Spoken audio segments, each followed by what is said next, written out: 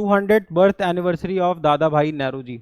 History पे भी question आता है ना, पीडीएम नेशनल मूवमेंट आता है।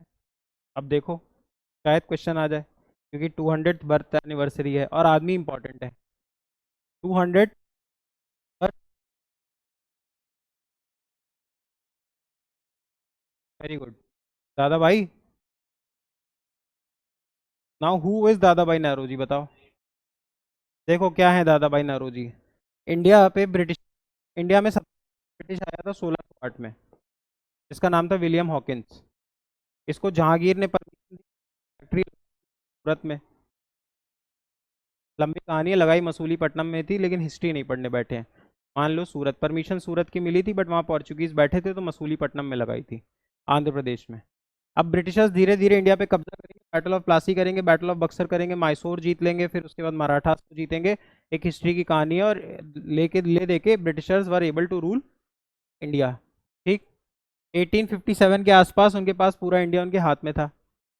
अब होता क्या है, इंडिया में एक पारसी फैमिली के बहुत ही पढ़े लिखे बच्चे होते हैं जो इंग्लैंड जाते हैं लॉ करने। ठीक, और वहाँ पे इतने पॉपुलर हो जाते हैं। उस टाइम पे जब इंडियंस पे रूल करते थे ब्रिटिशर्स, उस टाइम पे he was a member of, कहाँ पे, इन ब्रिटेन। सोचो, उस टाइम पे वहाँ इलेक्शन जीत लिया था एक इंडियन ने, तो ही इज़ वेरी पॉपुलर।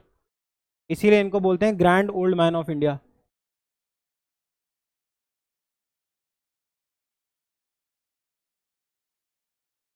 ठीक, ठीक, पक्का। अब देखो एक चीज़ और याद रखो, एक बॉडी थी इंडियन नेशनल कांग्रेस, बनाई गई थी 1805 में। ठीक, उस टाइम पे वाइस रॉय था Lord Dufferin. Indian national Congress के 3 बार प्रेसिडेंट बने थे कौन? दादा भाई नेहरू जी।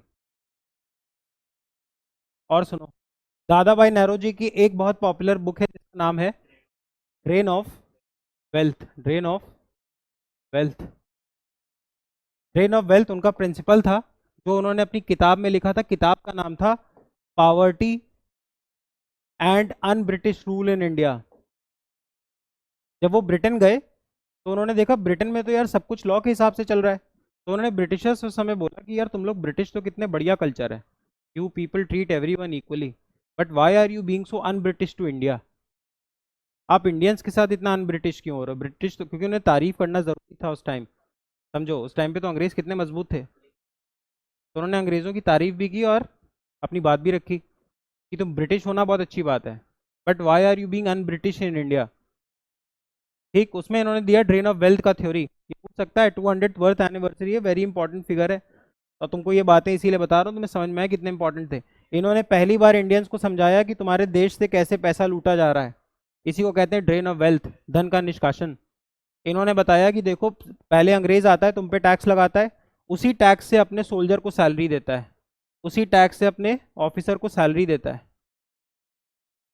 उसी टैक्स से तुमसे गुड्स खरीदता है।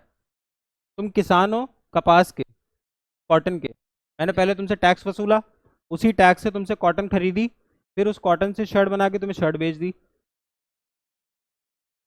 मेरी बात समझे? तो ये ड्रेन ही तो हो रही थी वेल्थ। मेरे पैसे से ही, मैं खुद ही किसान हूँ, मेरे से पहले तुमने टैक्स ले लिया, क्योंकि मैं वहाँ तुम्हारा सिटीजन भी हूँ। सोचो मोदी जी जो हमसे पैसे ले रहे हैं, फिर मोदी जी हमसे कुछ खरीदें, फिर मोदी जी हमें कुछ बेच भी दें। उनका इनपुट इनपुट कैपिटल कौन था? इंडियंस। समझ में आ रहा है?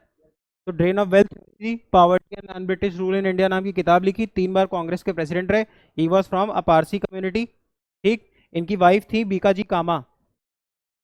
ये पहली इंडियन थी जिन्होंने फॉरेन कंट्री में नेशनल फ्लैग फहराया था। क्वेश्चन पूछा हुआ है क्लैट 2008 या 2009 में, मैडम बीकाजी कामा। ठीक, पक्का। अब एक होमवर्क है, इन्होंने एक न्यूज़पेपर लिखा था विच इज़ वेरी पॉपुलर। इनके न्यूज़पेपर का नाम तुम खुद देख लेना, राष्ट्र गुप्तार, जो भी है तुम खुद देख लेना। समझ गए? इससे ज़्यादा दादा भाई नेहरू जी में नहीं जानना है। इससे ज़्यादा जानने का मतलब हम और चीज़ों में लैग कर जाएंगे। ठीक, इतना याद रखो। चलो।